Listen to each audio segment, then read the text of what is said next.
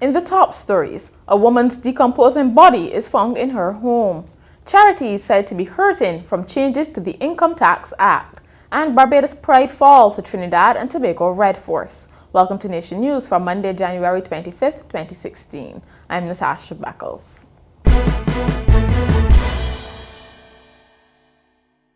A neighbor has discovered the decomposing body of a woman 4 days after she was last seen in the district. The body of 52-year-old Shirley Barrow of Inchcape Terrace, St. Philip, was discovered by a neighbor who is a policeman. He reportedly noticed a stench coming from the home and called other officers, who forced their way into the house on Sunday afternoon. Miss Barrow had not been seen since last Wednesday, but the windows of her home remained open. She was said to be a very private person. Miss Barrow was an employee of the Crane Resorts. Head of housekeeping John Allen says she went the extra mile and did it with a smile. Barbadians are being encouraged to dispose of garbage properly after a hawksbill turtle died offshore Brandon's Beach on Monday. Visitor Adam Bolton saw a cord wrapped around the right front leg of the turtle but could not free it. I borrowed a knife off him so I could then cut the string and brought it back in because it was dead. It wasn't like floating on its back? No, it floated normally. So yeah. You thought it was alive? Yeah, I thought it was alive, tried freeing it out there. Taking the string off it, couldn't, but it was too tight. It was connected to something? Connected to the rocks on the floor. Meanwhile, lifeguard Michael Joke said he was seeing more and more garbage in the sea. He was especially concerned about plastic bags, which he said turtles could mistake for jellyfish and try to eat them and then choke to death. I think these are like when they go in the water, just snorkeling, just looking around. There's a lot of bottles, and see garbage, a lot. When you're snorkeling, you normally see a lot of plastic bags and bottles and steel bricks. So what I do, as a Bajan, I do my part. I take the glass bottles and cups, whatever. I do my part. An opposition MP is calling on government to reverse changes to the Income Tax Act, which he believes are hurting charities and non-profit organizations. Barbados Labour Party representative for St. James North, Edmund Hinkson, said the measure announced in the 2015 budget, which limits credits to one charity, is a retrograde step.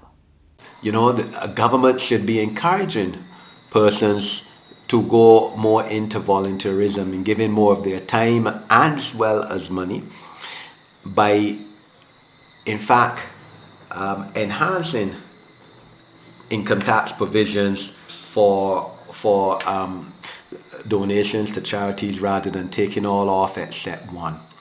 And I have to call on the government to reconsider. Ministers are saying that the economy is turning around. In my opinion, there was no need to do that.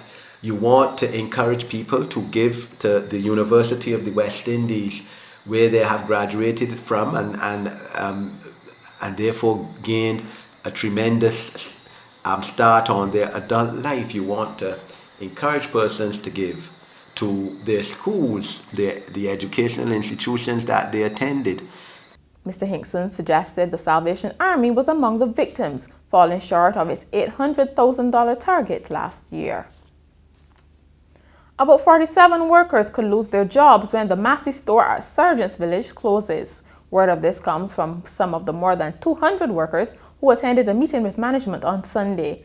Company officials have declined to speak to the media, but it is understood that 69 workers have asked for severance packages. The remaining staff members will be absorbed into other branches of the supermarket chain.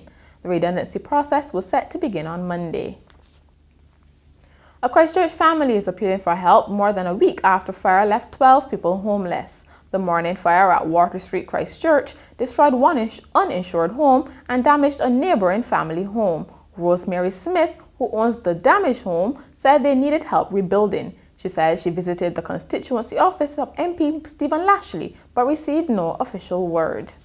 Out here is hard, and I had to make an effort to do it on my own from beginning, and now I have to go back and do it on my own again from a start again, and it's not easy.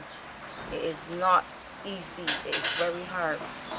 50 years from now, Barbadians will be able to look back at what life was like on the island. Deputy Chairman of the 50th Anniversary National Organizing Committee, Senator Dr. Esther Bayer-Suku, gave a glimpse into the future. is that this trident is going to then rest permanently in a national monument that will be erected on the occasion of our 50th anniversary. It will also encase, that monument is also intended to encase a time capsule, which will then be open in another 50 years. So we are having big celebrations that will be planned as the year progresses. Dr. Barisuku was speaking at the Providence School as the trident continued its tour of the parish of St. George. She said it will be taken to every school in the parish and some churches before moving on to the next stage of its journey.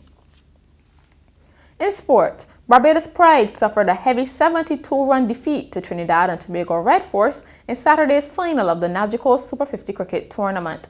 Sent into bat, the defending champions Red Force raced 271 for 7 behind 97 from Darren Bravo. In contrast, Barbados Pride stumbled early and were 10 for 2 before limping to 198 all out. Shea Hope scored a defiant 50 and Carlos Brathwaite 46. After the series, ICC match referee Sir Richie Richardson and umpire Peter Nero were honoured by the West Indies Cricket Board. Trinidad and Tobago's Ryan Perrault is now at the top of the Swift Cup class after the Radical International 2016 Winter Cup continued at Bushy Park last weekend. Perrault has 104 points, followed by Barbadian Jason Parkinson on 82. Jamaica's David Somerville slipped to third after a subpar performance. Meanwhile, Barbadian Sean Maloney extended his lead in the SR3 Cup for 123 points. Guyana's Calvin Ming is second and Mark Maloney third. And finally, a cow that was captured by police after fleeing a New York City slaughterhouse has been taken in by an animal sanctuary. Online video showed the brown and white cow trotting past shops and restaurants on Thursday afternoon. Founder of the Skylands Animal Sanctuary, Mike Stura, picked up the cow Friday morning and says he's named it after the late rock legend Freddie Mercury. Mr. Stura says Freddie will enjoy a life of leisure, being cared for alongside cow friends. And that's Nation News for Monday. For more news, log on to nationnews.com, as well as YouTube, Facebook, and Twitter. Remember to pick up your Daily Nation on Tuesday or subscribe to our e-paper. Thank you so much for joining us.